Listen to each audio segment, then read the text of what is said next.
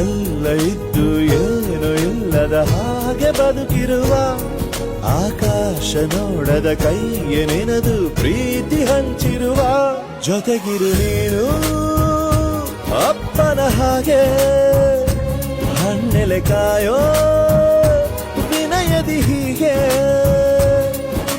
ನಿನ್ನನು ಪಡೆದ ನಾವು ಪುನೀತ ಬಾಳು ನಗು ನಗುತ್ತ ಬೊಂಬೆ ಹೇಳುತ್ತೈತೆ ಮತ್ತೆ ಹೇಳುತ್ತೈತೆ ನೀನೇ ರಾಜಕುಮಾರ.